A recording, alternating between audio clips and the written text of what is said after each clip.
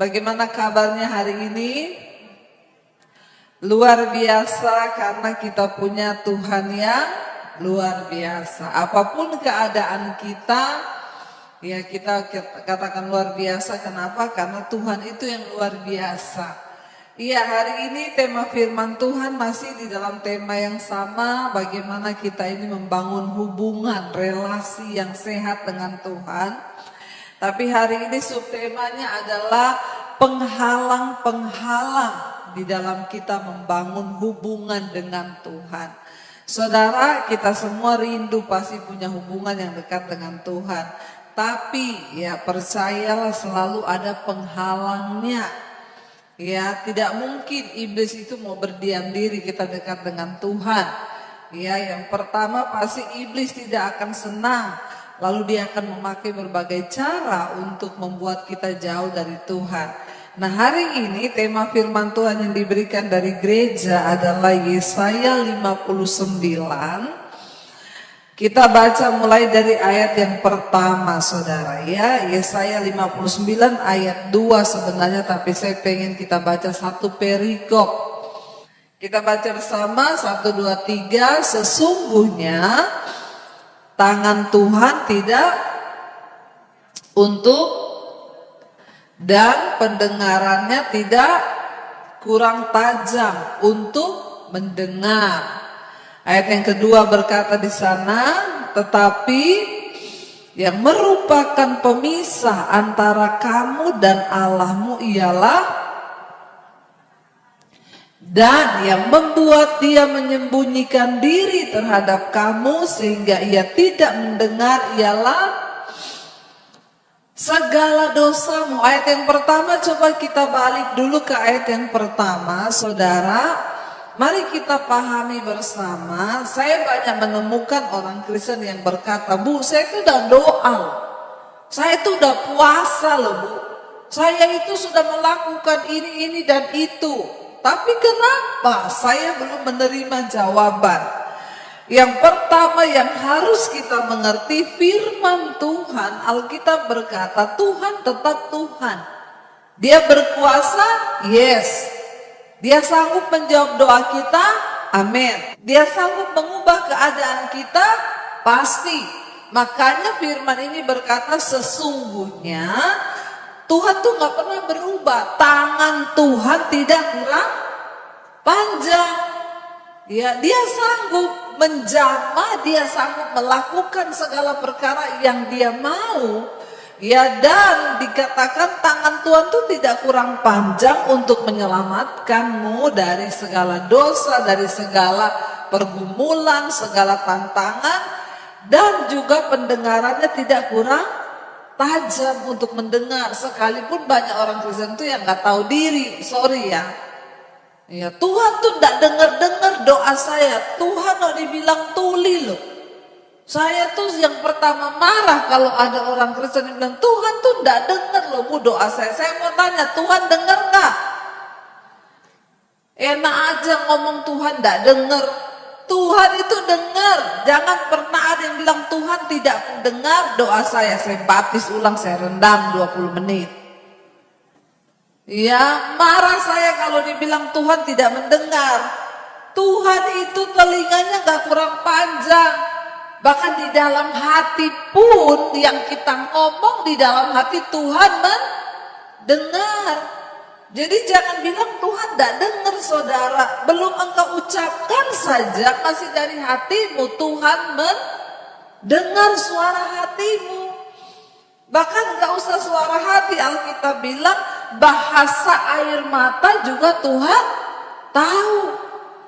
Jadi mulai hari ini jangan bilang Tuhan tidak dengar doa saya. Seringkali kita orang Kristen salah ngomong. Tuhan belum dengar. Enak aja Tuhan belum dengar. Tuhan tidak mendengar, apalagi gitu ya. Ayat ini berkata, coba kita kembali. Ya, sebenarnya bukan tangan Tuhan yang kurang panjang, dan juga bukan telinganya yang kurang tajam untuk mendengar. Dia tetap mendengar, tetapi ayat yang kedua berkata di sana apa? Sesungguhnya apa?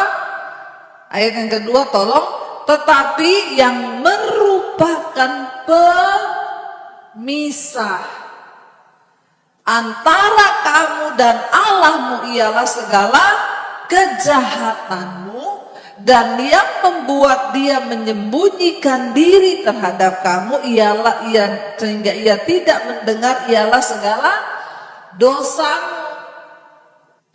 Jadi saudara, dikatakan di sini, nah kalau orang mau berdoa sebesar apapun engkau mau berdoa, mungkin disertai dengan doa puasa, kalau hubungan kita terpisah dari Tuhan, maka percuma.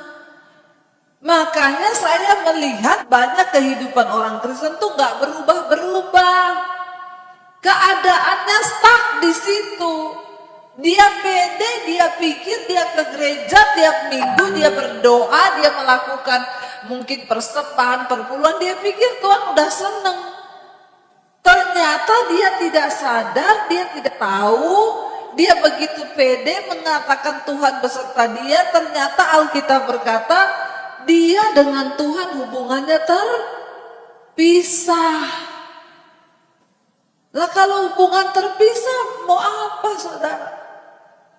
Ya, yang menjadi pemisah antara kamu dan Allahmu, kita nggak bisa bersatu dengan Tuhan. Apalagi merasakan pertolongannya, merasakan penyertaannya, tidak mungkin. Dan yang menjadi pemisah antara kamu dan Allahmu ialah segala kejahatanmu.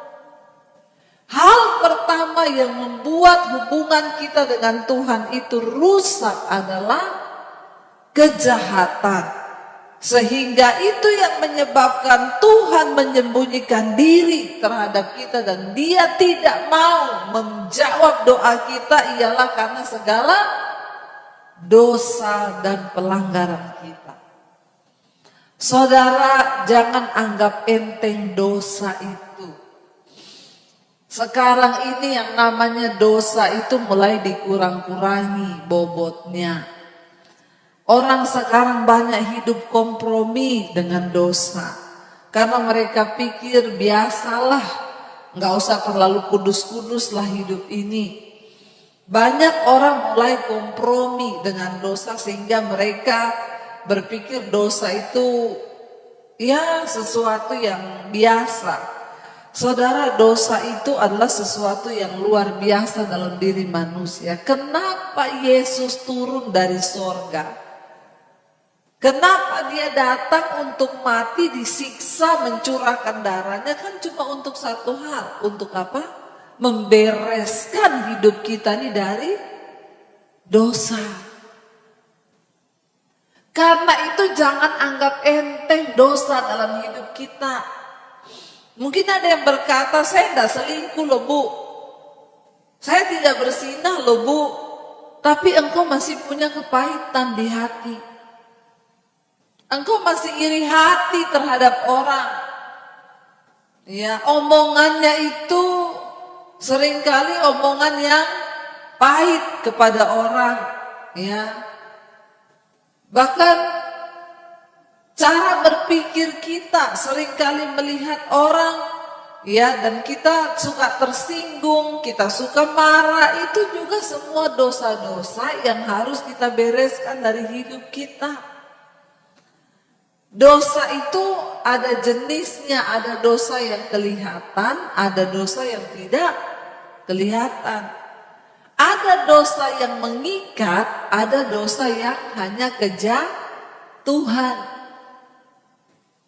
Dosa itu yang kelihatan, ya kalau dosa kelihatan itu ya enaknya apa? Orang bisa tegur kita kalau dosa yang kelihatan. Ya misalnya ya kita pemarah atau kita ada orang yang berzinah, selingkuh itu kelihatan. Nanti ada temennya yang tahu diomongin, kamu tuh nggak boleh kayak gitu loh. Saya tuh kalau lihat-lihat kamu tuh kayaknya pemarah banget ya, salah dikit marah. Ya kok kamu tahu dibilang gitu ya? Saya lihatlah orang dari kamu itu marah, kita masih bisa ada yang tegur. Orang terdekat kita. Tapi kalau dosa yang tidak terlihat dan biasanya orang tidak menyadari dosa yang tidak terlihat itu. Di sini loh, di dalam hati. Hati yang pahit, iri, dengki, ya, lihat orang matanya udah kayak gini. Nah ini dosa ini dosa saudara. Jangan pikir itu tidak dosa, memang cuma mata yang begini. Tapi itu dari hati yang jahat. Suka lihat orang susah. Ya, senang lihat orang susah, susah lihat orang senang. Nah itu dosa. Ya, kalau lihat orang senang dia susah. Tapi kalau lihat orang susah dia senang. Ini dosa saudara. Mari kita hari-hari ini, saya tidak perlu menjelaskan kepada saudara apa itu dosa. Karena saya percaya anak kecil itu tidak usah diajari cara dosa, ini bukan. Enggak, dia dengan sendirinya akan tahu. Ya, anak kecil itu kita nggak usah ajari cara bohong. Dengan sendirinya dia pintar bohong. Tapi dia tahu nggak bohong itu dosa? Tahu. Kenapa begitu? Karena Tuhan menaruh hukumnya di dalam hati manusia. Jadi manusia melakukan dosa itu dia pasti tahu ada tuduhan di hati. Kalau anak kecil kita nggak usah ajarin nyolong, nanti dia bisa nyolong sendiri duit kita. Tapi waktu dia nyolong ada rasa berdosa nggak? Ada. Saya dulu belum kenal Tuhan Yesus. Saya kalau nyolong uang mami saya, papi saya, ya saya takut. Ada rasa takut. Ya tapi saya tetap ambil juga. Tapi habis itu takut. Kenapa? Waktu saya masih kecil, saya masih SD, saya udah tahu itu dosa. Saya tahu itu salah. Dan saya kadang menyesal melakukan itu, tapi besok saya ulangi lagi. Kenapa? Karena saya terikat. Nah, ada dosa kejatuhan, ada dosa keterikatan. Orang kena roh persinahan contoh, ya percabulan. Roh persinahan percabulan tuh gak usah bicara kita selingkuh, kita ke tempat pelacuran atau kita melakukan hubungan dengan orang lain, gak usah. Nonton film porno, itu roh persinahan gak? Ya. Tapi saya mau tanya, itu bisa kejatuhan dan juga bisa keterikatan. Ya, kejatuhan contohnya. Sekarang itu kan dosa itu hanya sejauh mata kita nih di HP kita ini kan. Banyak sekali dosa kan. Ya seperti yang saya bilang, saya mau bikin khotbah kaki Dian. Saya klik di Google kaki Dian, yang muncul Dian punya kaki. Ya itu yang muncul dia punya kaki semua, mulus-mulus. Ya sekarang tinggal kita nih mau klik Dian punya kaki atau kaki Dian atau kakinya Dian. Bener apa bener? Ya kalau saya tetap otak saya ya positif karena ada firman, ya saya lewatin itu. Saya nggak mau, saya klik kaki dia.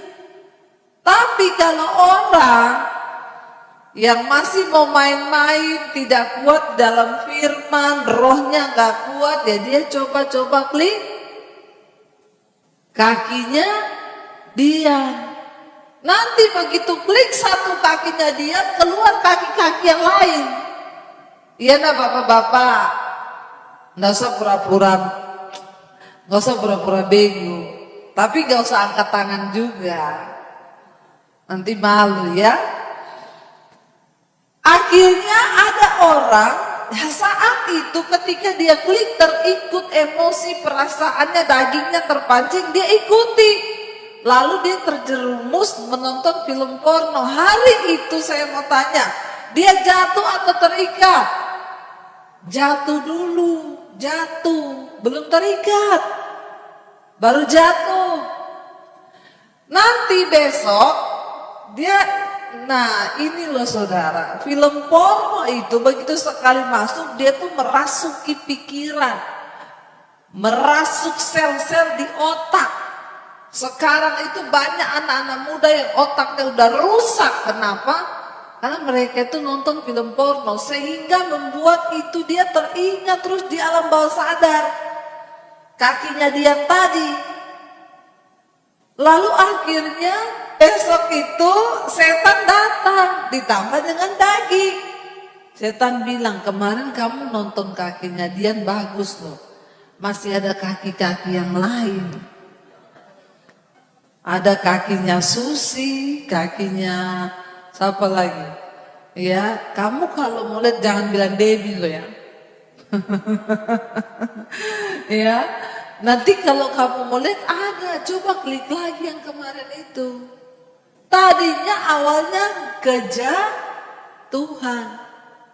Kalau orang rohnya kuat, mungkin dia bisa jatuh satu saat.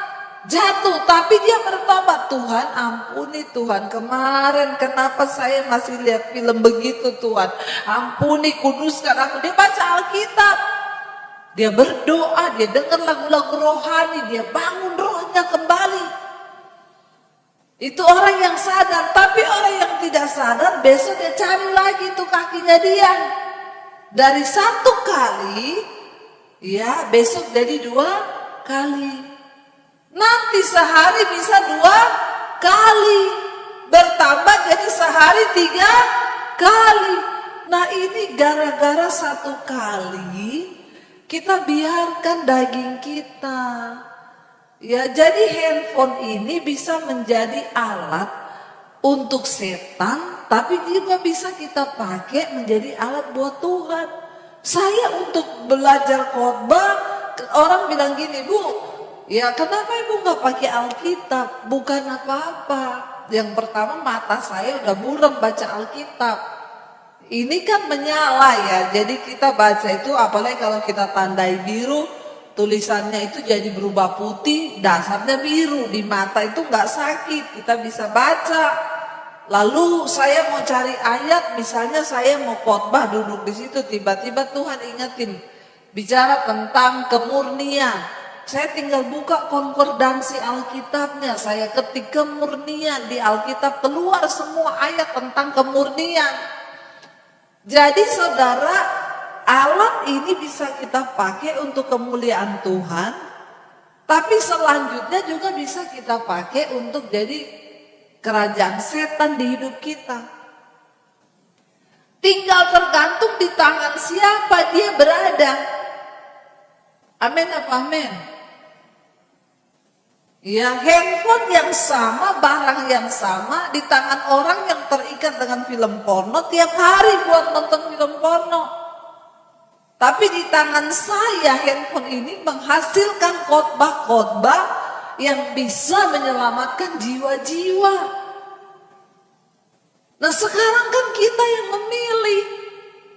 Kenapa engkau serius, hanya harus serius dengan dosa? Yang pertama tadi ayat ini sudah berkata, dosa itu memisahkan kita dari Tuhan. Nah saudara bayangkan kalau hidupmu terpisah dari Allah, ada damai enggak? Enggak mungkin, stres kau. Orang yang terpisah dari Tuhan tuh stres. Paling enak tuh hidup dekat dengan Tuhan. Paling enak tuh saya nih, paling enak nyanyi sedikit nangis. Merasakan Tuhan, baru nyanyi refnya toh udah air mata keluar. Mau di mobil, mau di pesawat, mau di mana aja. Ya udah, indah nggak ikut Tuhan? Indah. Tapi orang yang jauh dari Tuhan, makanya saya tuh banyak ngomong. Orang datang konseling, Bu, saya kok nggak pernah rasain Tuhan ya Bu. Saya udah doa, saya udah gini, nggak bisa loh Bu, saya jauh dari Tuhan. Dia coba koreksi. Jangan sampai ada dosa yang akhirnya menyebabkan engkau terpisah dari Tuhan. Jangankan berharap mengalami mujizat. Kita mengalami hadirat Tuhan aja udah susah kalau hidup kita terpisah dari Tuhan. Apalagi mengalami mujizat. Jauh saudara. Mari kita sungguh-sungguh berdoa hari ini, cek di hidup kita. Karena ayat ini berkata, dosamu, kejahatanmu lah yang memisahkan hubunganmu dengan Tuhan. Ya, dan dosamu itu yang menyebabkan dia tidak mau mendengar. Tuhan tuh mendengar tapi dia gak mau jawab. Kenapa? Karena ya dosamu itu yang menjadi penghalang. Karena Allah itu kudus, kita berdosa gak mungkin bisa bersatu. Ayat yang ketiga berkata di sana, ayat yang ketiga kita baca, sebab tanganmu cemar oleh darah dan jarimu oleh kejahatan. Mulutmu mengucapkan dusta, lidahmu menyebut-nyebut kecurangan. Saudara, dosa itu selalu hukumnya maut. Saudara, Alkitab firman Tuhan berkata, kebenaran itu meninggikan derajat bangsa, tetapi dosa menimbulkan noda bangsa.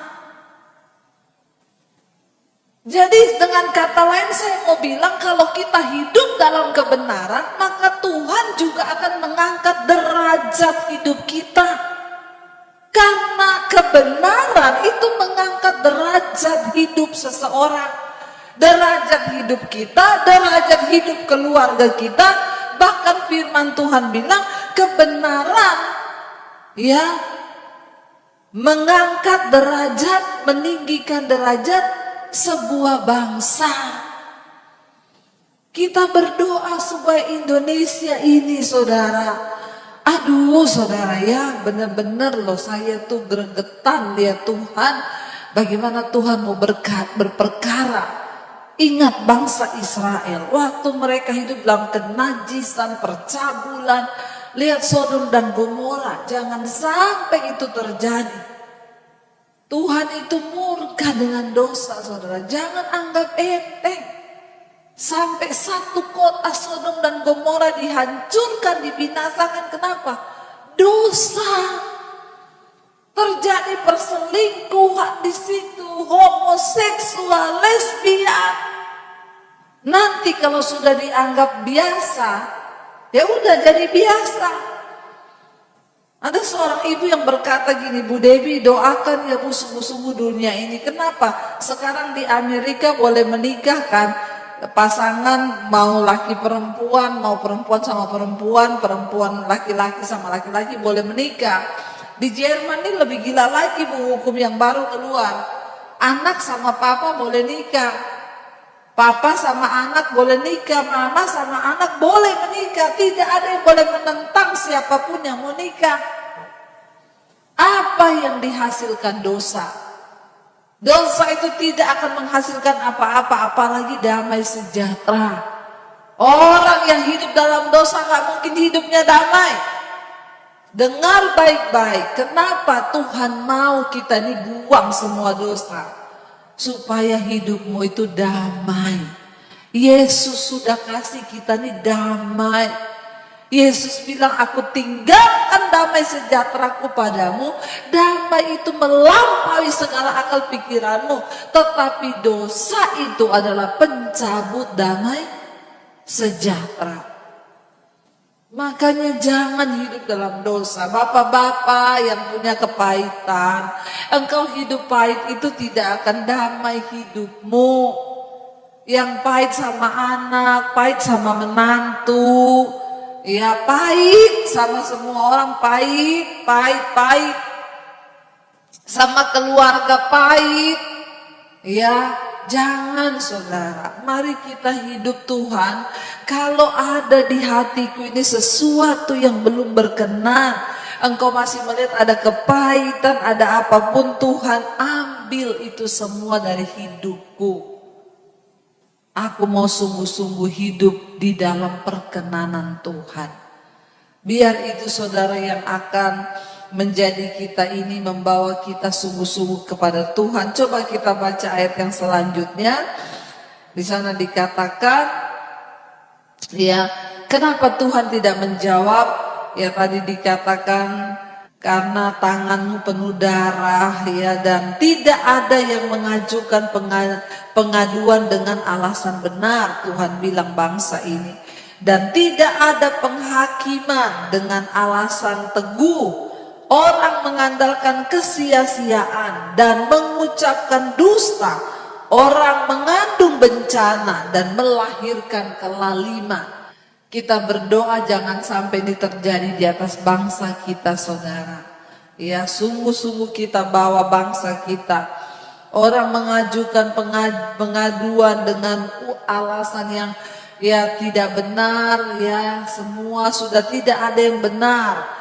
Tidak ada yang menghakimi dengan alasan teguh. Orang mengandalkan kesia-siaan, bayangkan, mengucapkan dusta. Jangan suka bohong, itu juga dosa. Nah ini bohong ini, ya mungkin kita pikir bohong-bohong itu biasa lah. Suami jangan suka bohong sama istri, amin. Amin bapak-bapak. Gak ada amin bapak-bapak ini. Ya, berarti di sini semua bapak-bapaknya sudah luar biasa ya. Ibu-ibu juga jangan suka bohong kepada suami. Ya, dalam masalah apapun, dalam masalah uang, dalam masalah apa. Ya, kita jaga rumah tangga kita. Lalu dikatakan yang berikutnya, saudara, ayat yang kelima, mereka dikatakan mereka menetaskan telur ular beludak, ya, dan menenun sarang laba-laba. Waduh, siapa yang makan dari telurnya itu akan mati, dan apabila sebutir, ya, ditekan pecah, keluarlah seekor ular beludak. Ini tentang akibat-akibat dosa yang kita nggak tahu, tapi di alam roh seperti itu, saudara. Orang yang hidupnya suka bohong, suka berdosa, engkau sedang mengandung kelaliman. Satu saat engkau akan menetaskan telur ular beludak, yaitu kayak yang bunuh diri. Selingkuh tadi awalnya cuma karena selingkuh. Selingan indah keluarga utuh. Katanya nggak ada selingan indah keluarga utuh. Selingkuh. Maunya selingannya indah tapi tetap keluarganya tetap utuh. Nggak ada begitu. Dosa tetap dosa. Jangan main-main, saudara, karena iblis itu ini yang dikatakan di sini, menenun sarang laba-laba, menetas, dia mengandung kelaliman, menetaskan telur ular beludak. Ya, satu aja ditekan pecah, keluar seekor ular beludak. Hati-hati, dosa kecil bisa berubah menjadi sesuatu yang mematikan. Lalu ayat yang berikutnya, ayat yang ke-6, di sana dikatakan, sarang yang ditenun itu tidak dapat dipergunakan sebagai pakaian, dan buatan mereka itu tidak dapat dipakai sebagai kain. Perbuatan mereka adalah perbuatan kelaliman, dan yang dikerjakan tangan mereka adalah kekerasan belaka. Apa artinya? Dosa itu tidak akan berguna apa-apa. Tenunannya tidak dapat dipakai, ya, tidak dapat dipergunakan sebagai pakaian. Dosa ditenun, dan buatan mereka itu tidak dapat dipakai sebagai kain. Artinya apa? Dosa itu tidak ada gunanya dalam hidup manusia, itu enggak ada. Yang ada itu malah dikatakan di sana, ya, satu saat akan menetas, membunuh kita sendiri. Saudara yang terkasih, kalau kita mau mengalami Tuhan dalam hidup ini, kalau kita mau mengalami doa-doa kita dijawab, hubungan kita dengan Tuhan itu dekat, mari kita bereskan sebelum dosa-dosa yang kecil tadi berubah menjadi sesuatu yang buas seperti ular-ular beludak ini. Mari sebaiknya kita introspeksi diri.